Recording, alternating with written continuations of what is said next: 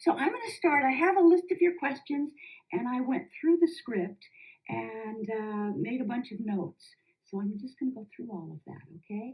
So Diana's question is Glenn has said in interviews that It's a Wonderful Job happened at a moment of high tension with Cybill, and he viewed the episode's alternate timeline showing David romancing a different supermodel and Maddie ending her own life as a message or warning to Cybill that she should not take for granted the wonderful job she had working on Moonlighting.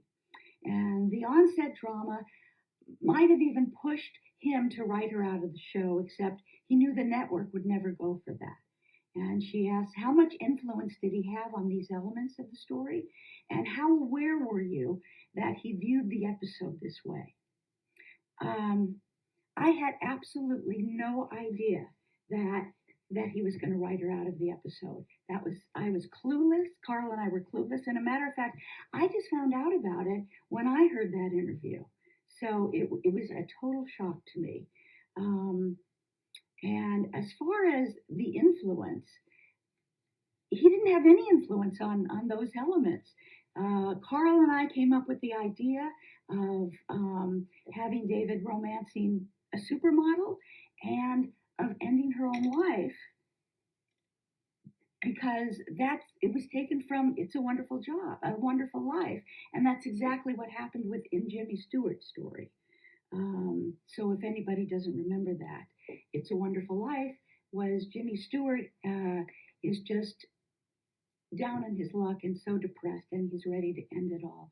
And then an angel comes to him and shows him how important his life was and what he meant to people. And so we just got the idea, wouldn't it be fabulous to have, to just do the reverse, and have it be that everybody's better off without Maddie. And so that's how that all came about. So Lisa wanted to know that what was so bad that was going on behind the scenes. Um, that Glenn wanted to write her out of the show. And also, why was all the blame placed on Cybill when Glenn wasn't getting the scripts written to the actors in time, and Bruce had his diva moments, and she also mentioned she was glad that Maddie was not killed off. I don't really know what was going on behind the scenes because we weren't privy to any of that, but I went back and I looked. Our script was written in November of 1986, and Diana said that the show aired December of 1986. And then I looked to see when did Die Hard start filming, and that was filming between November of '87 and March of '88. So during that time, Bruce was working on both projects, and and I think that might have caused some tension. But also, when the show began, Cybill was the star. She was the big deal. And Bruce was nobody. He was somebody that was just discovered. And all of a sudden, he took off. And he was doing a movie, and he became very famous and all of that. I have a feeling the fact that that was happening for Bruce caused some jealousy. I can't say for sure. Um, but I think that's what was happening because I was under the impression that all of that tension began later when Cybill had the twins. And for anybody who's had a child, you're waking up all during the night and it's exhausting. And then she's working and she has to stop all the time to feed the twins, and the whole bit. So they had to delay a lot of they wasted a lot of time, but a lot of time went to waiting for her. And I just think that's probably what the problem was.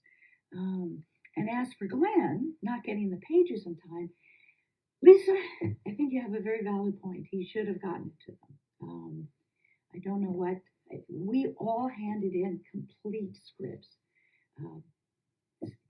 so I don't know why it took him so long. All I can say is I think there were three very large egos at work here.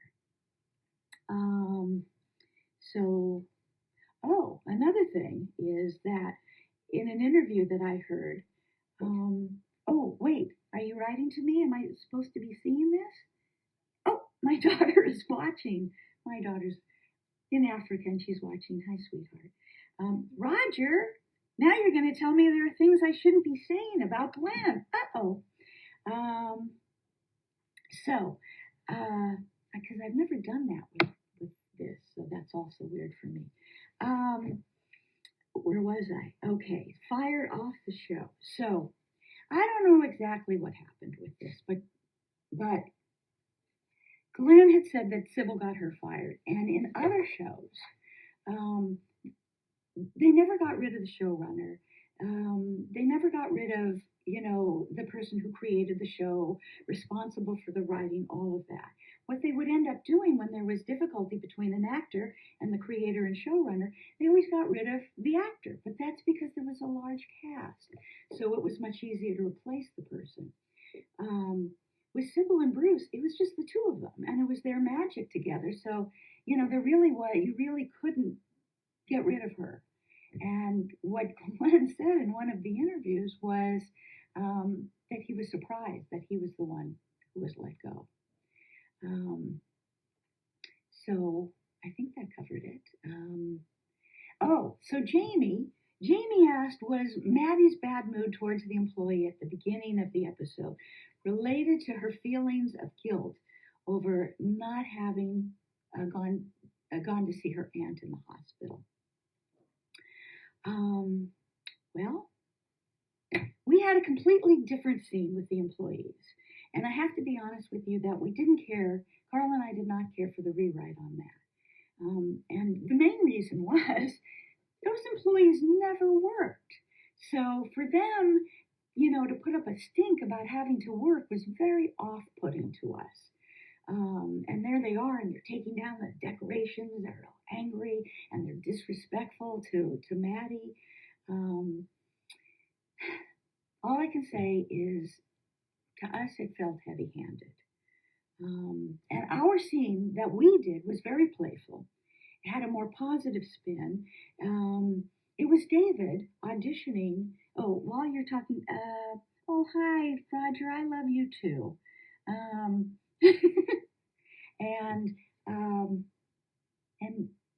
Mark and Jan and you and me, we do have to get together.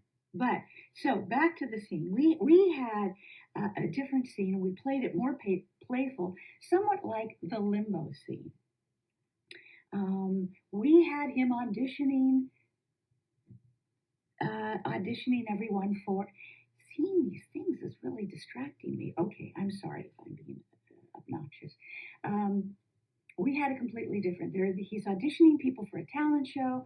You open up and there's, someone standing on their head, and then you have David, turning around and trying to talk to them, and there's somebody else who's juggling office supplies, and DePesto and Viola are trying to do a little tap dance and rhyming, but they have two left feet and they're bumping into each other. We just want, and while all this is happening,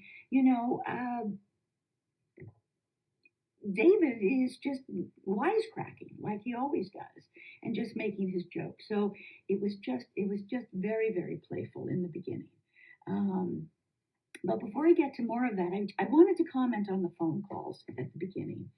And I don't want to badmouth Glenn in any way, because as we all know, he is a brilliant writer and he has, an incredible mind, just so creative. So there were just choices that we didn't care for. And that happens always when your scripts are rewritten and you may not care for a choice. And it's just a matter, it's a matter of taste. But an example of that would be that Maddie's parents, Maddie is telling her parents, oh, I couldn't come home because I have so much work to do. And then later in the phone call, it's like she finds out she's died, which is always very sad. And they're saying how disappointed they are with Maddie. And I'm thinking to myself, well, this doesn't make any sense. I mean, her mother's sister is in the hospital and she's dying. Why didn't the parents fly out to them? She should have been at the hospital with her sister, and she would have been spending Christmas with Maddie. So that just bumped me. That's all. That just bumped me. It just didn't feel right. So now let's go back to Maddie walking in on all of the chaos. So the scene that Carl and I wrote, we had them in the office. We had them doing, their normal banter argument, where David wants to have a lot of fun, and then we're playing Maddie as the Grinch, because she wants him to be more professional, and he's always screwing around. And my husband is sending me an attachment while I'm doing this. And we have set that up. The whole thing about him screwing around and everything, that's a setup for something that happens a little later on in the show. And also, a client is going to come in and see all this mayhem, because what happens is DePesto forgot to give Maddie a message that there was a client who was supposed to come tomorrow, but he ends up coming that day. So he walks in on all the mayhem. He's upset by it, and he decides that he's not going to hire them, and he leaves. And Maddie's upset because she needed the money, from this job to make payroll. So that is, so that's pushing her. That's pushing her over the edge, and that makes her wish that she had closed the agency when she had the chance. Let's see.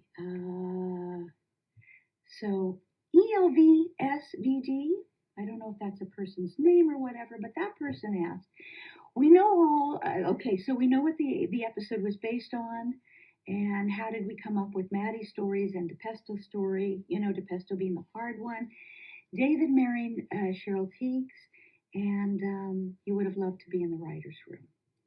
It was a very small writer's room. It was just Carl and me sitting in our office coming up with ideas.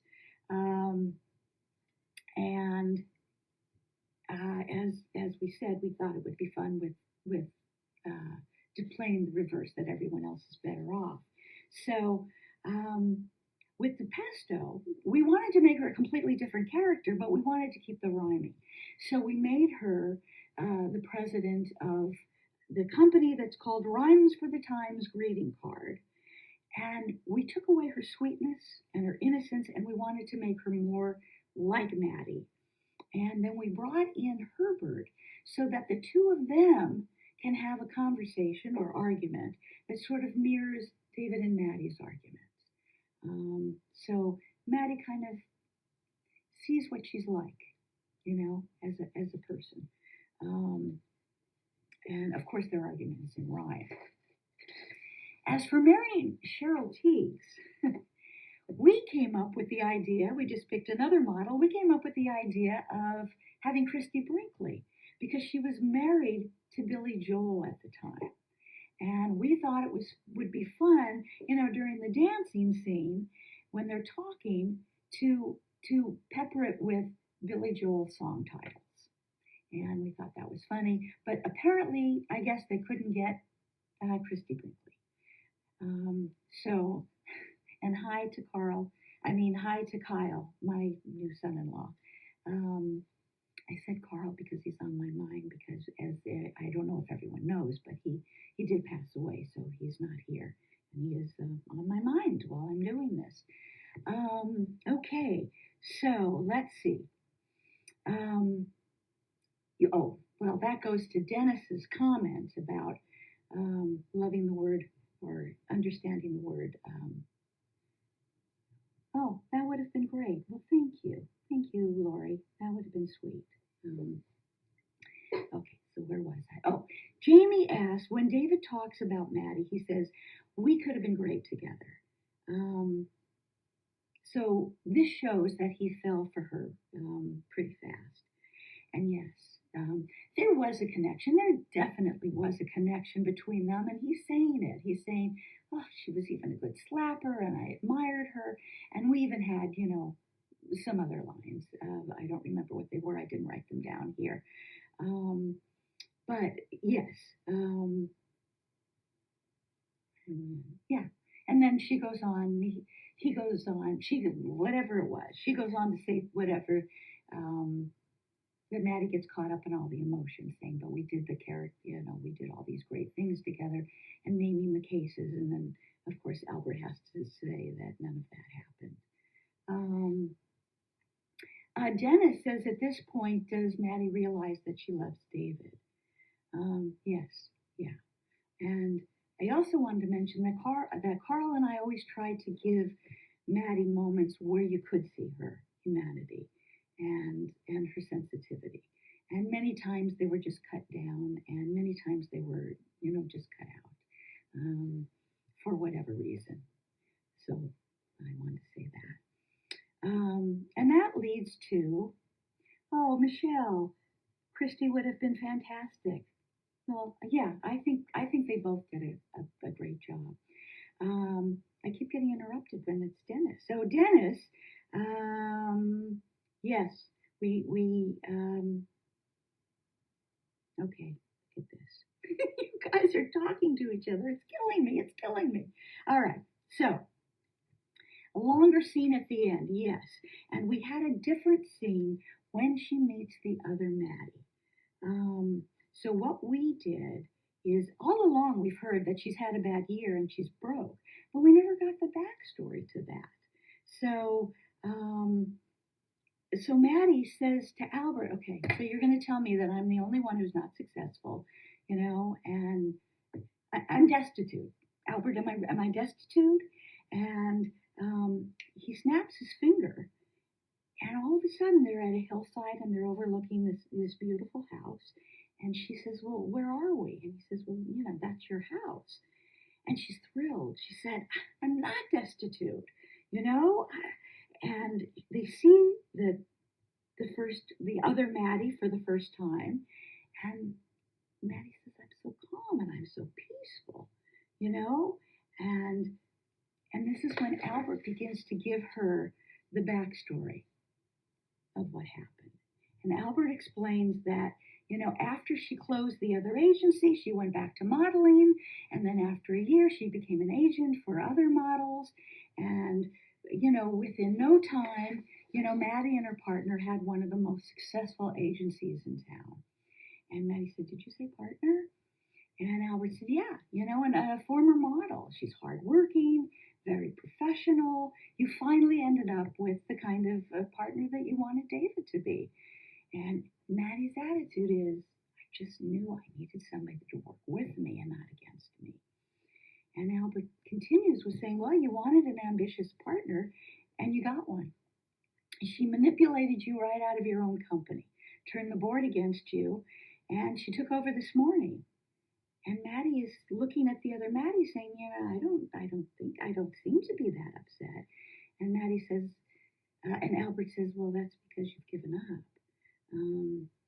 And so we play the car scene differently.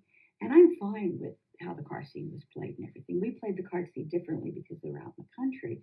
So we had the other Maddie just kind of walk into her garage, get in the car, turn on the keys, where we're going with that. And then we played, the dialogue is pretty much the same. I'm not gonna kill myself over,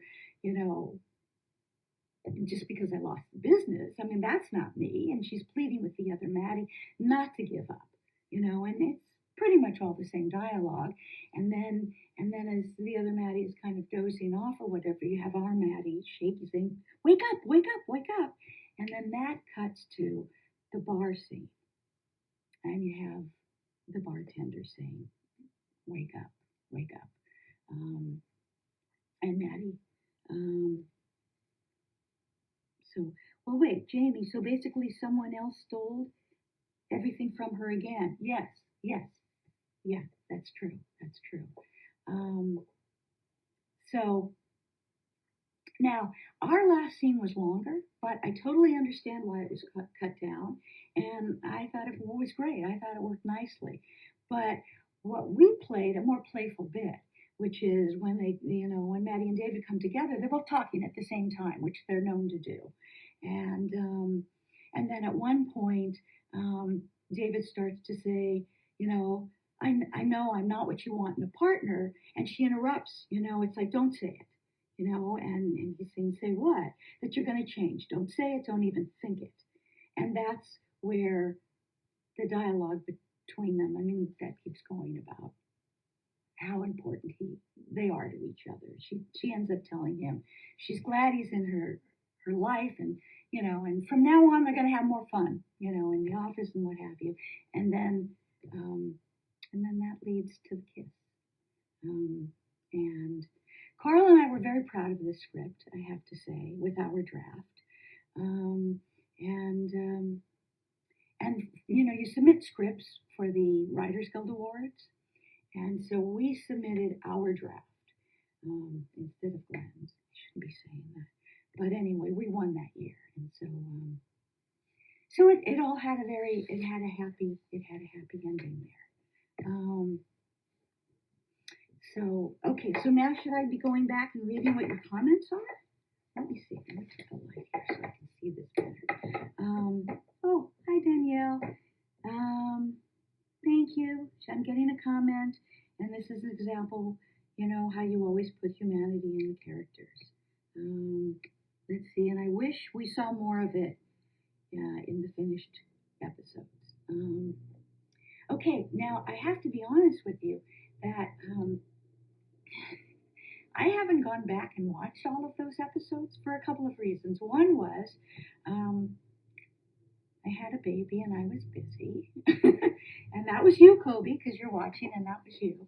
And I wanted to stay home with her, and so I stayed home with her for a while. And then then we were offered a job on The Wonder Years, and I just did an episode of that because I have to be honest. I wanted to be with my child. And apparently my agent told me later that at the time I was the only one that was doing that. But it was important to me because someone I knew had lost a baby, so it was very important. So let's see, where am I going with that? So anyway, I turned down that job of writing on Wonder Years. And then, of course, Kobe said to me later, well, I didn't know about it. You could have done it, and I would have liked the money and everything. And then I realized I didn't do it for her. I did it for me, and I'm glad I did.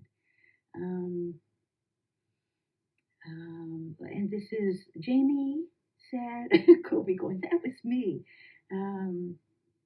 Oh, Danielle, you have my version. Well, thank you. Well, I thought you might. So then after you show it, you can act out the scenes. Or you could play Maddie, I could play David. I don't know. We could do something. But Jamie, I feel like even Maddie didn't have the money to fly out. All of those are good points. But you kind of, you suspend belief when you're writing these things, So we never even thought of that. Kobe, I love you too. Is there anything else? So Jamie, it felt out of character for her to purposely end her life. Oh, okay. So now you understood more of why that happened. Okay. So is there anything else? Because I think I covered the questions. I think there was another one where I have my notes here. Because I know there was Thomas and Shoshana asked a question. Let me find that. Shoshana, that she loved the episodes from Maddie's point of view and wondered if there were any different considerations for writing just from Maddie's perspective, and if we learned anything new about the character from writing her way. Well, I think that Carl and I, when we would have our discussions, definitely had thoughts about that at the time and went, oh, this is interesting, and tried to put elements in. I cannot tell you anything of what we learned about that at the time. It was 38 years ago. So I don't recall.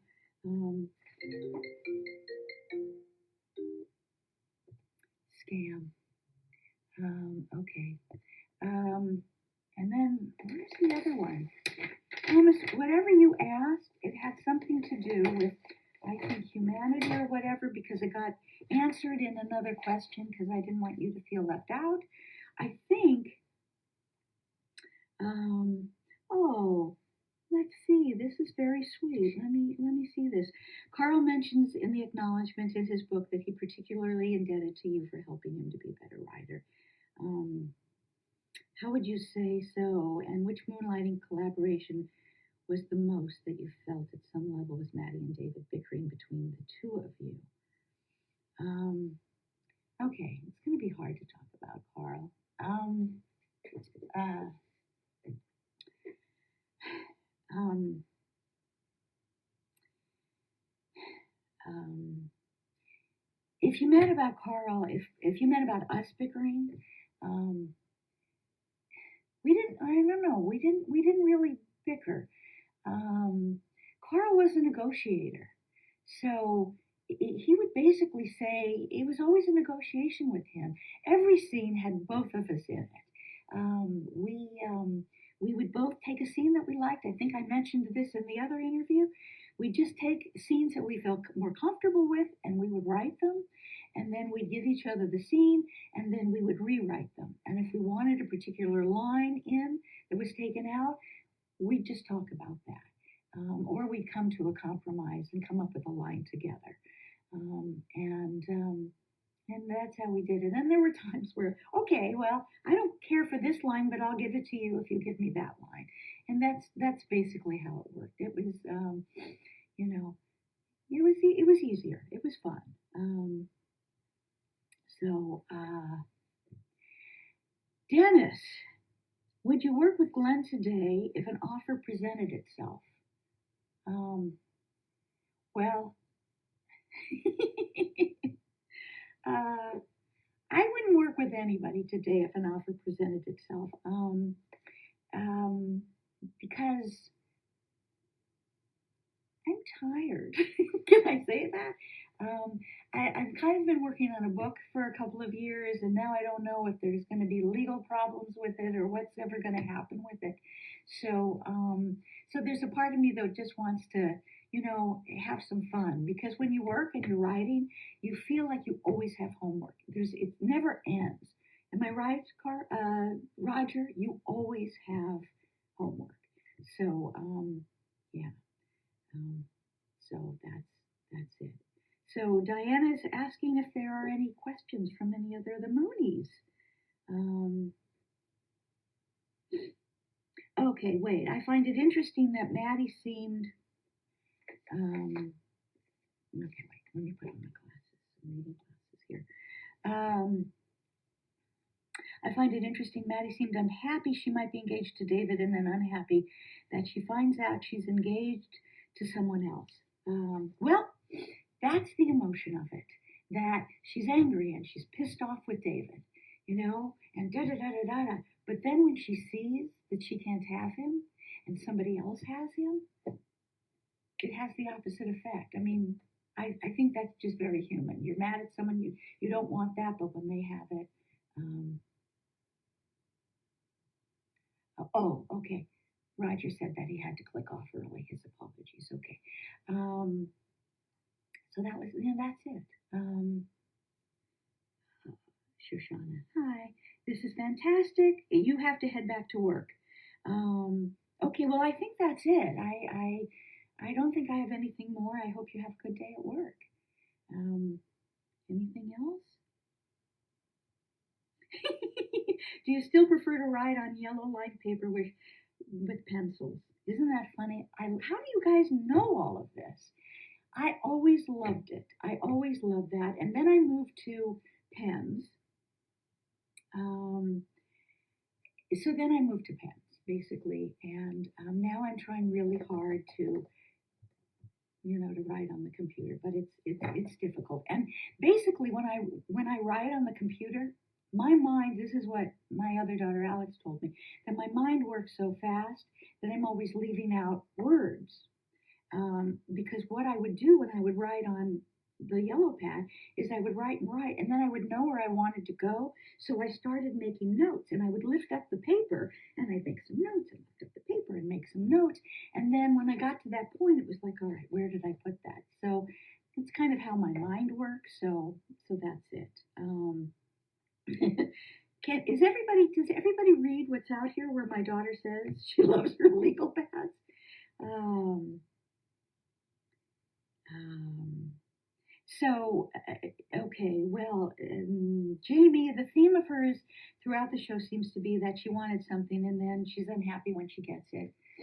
Um, Carl and I only worked there for, I don't know, a year or two, or however it was. We had shows in the first, second, and then this one was in the third season, I guess. Um, and that was only one show. And actually, this was when that show aired, I'm thinking I wasn't working on the show when that aired. Um, because I never saw a finished script and I wasn't there through all of that. So I'm trying to remember what happened. So I wasn't there for any of that. Those are the questions that I think have to go to the writers that were on after me. Um, so, I'm glad that you love the stories on the inside. Thank you. That makes me feel better. Oh, Danielle, you leave out words all the time. Oh, and it drives your editors crazy. Yes, you think faster than you type. That is exactly it. Yes, it is. And when you don't have a partner, like somebody to read and put the words back in, then you're kind of screwed. So yeah, yeah. Anything else? Did I miss anything? I might have missed things. Oh, Danielle says, do you believe in the moonlighting curse? No, I don't. I don't. Because I think that there were a lot of shows that happened afterwards, um, after they slept together, that were hilarious, that were great. I think that the next one afterwards was Carrie Aaron's, where they're in the car, I don't know, this is never going to happen, and then having whatever. I think that there was a lot they could play with, and I think other shows have done it, and they have played with it, and it just takes it into a different dimension. I mean, if you don't live together, or you don't marry each other, or you find somebody else interesting, there is always some kind of tension to play. Um, so yeah. See? Yes. Is it Johanna? I don't know how you say your name. Johanna? But yeah, my ADH brain is the same way. It moves so fast, the handwriting merges together. Exactly. I never thought I had ADHD until my daughter, Kobe. You're getting mentioned a lot, sweetheart. Told me recently that I had that because she's a professor and she teaches all the what is it, intro to biopsych, all the inner workings of the brain, and so now she's able to tell me that that I'm not working correctly, basically. Um, so thank you. Do you think Maddie was largely written from a male gaze? Would have been different if there were more female writers in the room. Well, I think that the female writers added a lot. One of my very favorite episodes was the one written by Karen Hall. That, the dancing episode, right? And she goes back. Yes, I can't remember it, but I think yes. And it's not to put the guys down because the guys were very funny, and I absolutely adored Roger, Jeff, Ron. Those are the ones that I basically worked with. Chick came in later. I never really made a connection with him like I did with the others. So Kobe just said that I work differently. You're working just fine, just differently. Thank you. So yes, I think it would have been, different. Um, so any other questions? And did I miss any that I wasn't looking?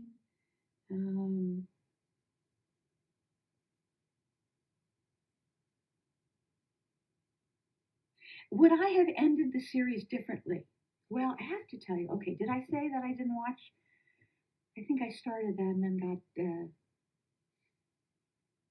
distracted. I didn't I didn't get into watching, as I said, the all of the others because of working and all whatever. But and I don't have the complete set. Can you believe it? So I don't have the complete set, and I've started watching it on Hulu. But where we live, Hulu buffers all the time. And you can't get through an episode without all that buffering and stopping. And sometimes I lose patience. So I really don't get to watch a lot of it because, I get so bummed by that. Big Man on Mulberry Street. Yes, yes, yes. Thank you. Spats? I don't understand. What? Spats?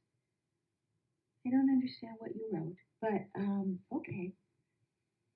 Do we all think I'm having a good hair day? That's kind of a Debbie thing, so it's for people who know me. Okay. Is that it, Diana? Do you have questions? Am I supposed to hear you, Diana? Oh, you were correcting the typo above. Lori, I have heard that a lot of you don't like season 5. I've heard that. And thank you for liking the purple. Oh, Diana, you're so sweet.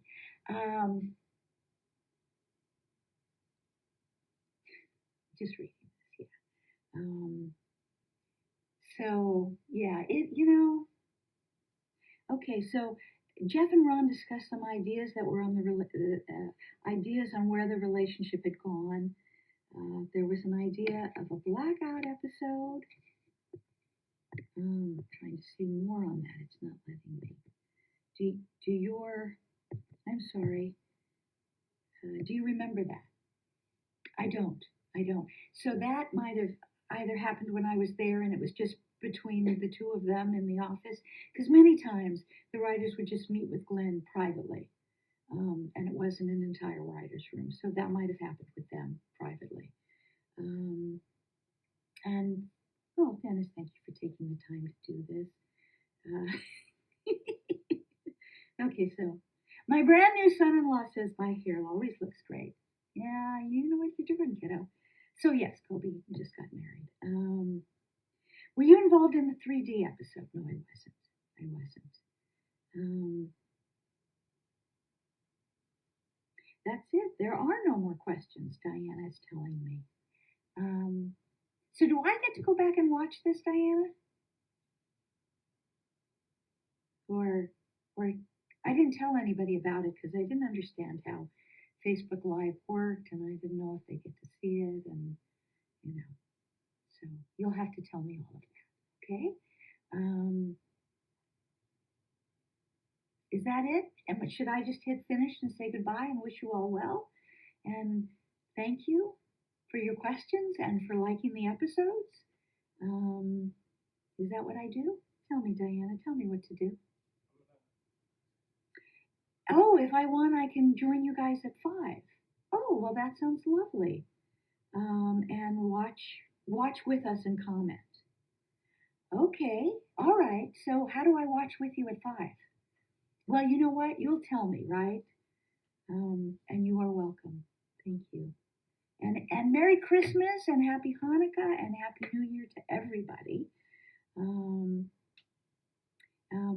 you are welcome for everything. And I love you too, Kyle. He's working me. This is a good kid. Okay, so you'll let me know about joining you at 5, and I would love to do that. Okay, bye everyone. And you are all so welcome.